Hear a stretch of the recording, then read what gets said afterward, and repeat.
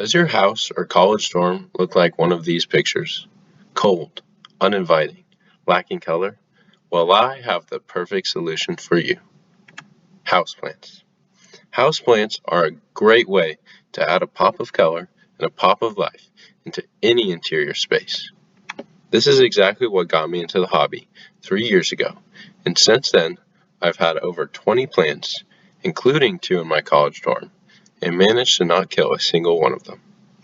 Today, I will teach you how you too can become a houseplant hobbyist. During this presentation, you'll learn what plants to buy, what pots to buy, how to pot a plant, and finally, how to maintain your plant. But this process isn't going to be easy, and you're going to need some things up front. First, you're going to need some money, because the average houseplant costs around $20 to $30. Second, you're going to need some potting soil to repot your plant. Third, you're going to need access to the internet to find what plants you should buy. And finally, and most importantly, you're going to need a lot of love and patience. Step 1. Finding a spot for your plant. Plants literally eat sunlight, so find a spot near a window in which you can fit a plant. Step 2. Assess the lighting conditions of your spot. Now that you've found your spot, it is time to figure out what plants can thrive there. Use the compass app on your phone to figure out what direction the window closest to the plant is facing. According to the Naples Botanical Garden, if the window is south or west facing, get a high light plant. If the window is west or east facing, get a medium light plant. And if the window is north facing, get a low light plant. Step 3. Find plants. Now that you know what type of plant you need, it's time to find a plant that you love. My favorite resources for this are the Plant app and the Sill.com.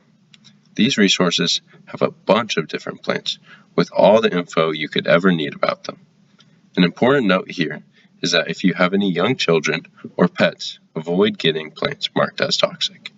Step 4. Buying the plant. Once you have a list of potential plants, it is time for one of the most exciting steps, buying the plant. The best option for this is to go to a local plant store. Here you will receive the most help and maybe even get your plant potted for you, but it will be kind of expensive. Alternatively, you can go to a nearby hardware store or IKEA. These won't have a large variety of plants, but they will be the cheapest option. Finally, you can buy a plant from online. This will have the most options. However, shipping plants can damage them and can be quite expensive. Step 5. Buying a pot. Aside from looks, there are only 2 things to consider when buying a pot. First, you need to make sure the pot is at least 1 inch bigger on each side than the temporary planter that the plant came in. Second, you need to make sure that the bottom of the pot has drainage holes so that watering is much easier and you have less chance of killing your plant. Step 6. Potting your plant. To do this, you're going to carefully remove the plant from the temporary planter and gently massage the root structure. Then, you're going to place soil on the bottom of the pot and place the plant into the pot. Finally, you're going to fill the empty space with potting soil until it is decently compact. Avoid compacting the soil too much, as this can suffocate the plant. Step 7. Watering. The most important thing to keeping your plant alive is watering enough, but not too much. To check if your plant needs water, stick your fingers 2 inches into the soil and feel for any moisture.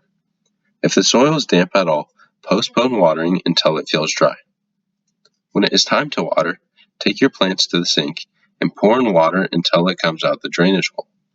A common way people kill their plants is by not letting the pot drain all the way, so make sure no water is coming out the drainage hole before putting the plant back. Step 8. Monitoring your plants. As New York Botanical Garden botanist Christopher Sach recommended in an interview with Apartment Therapy, always check up on your plant every few days. Plants are living things that need to be tended to, so please do not neglect them. Until you develop a routine schedule, check often to see if your plant needs water. If you start seeing yellow leaves, your plant is either being watered improperly or has a disease. If it is a disease, Use an online disease identification guide to find a treatment. Step 9. Buying more plants. Now that you know what plants to buy, what pots to buy, how to pot a plant, and most importantly, how to keep your houseplants alive, it is time to buy more plants. You are officially a houseplant hobbyist, and soon your house or dorm room is on its way to looking as nice as this.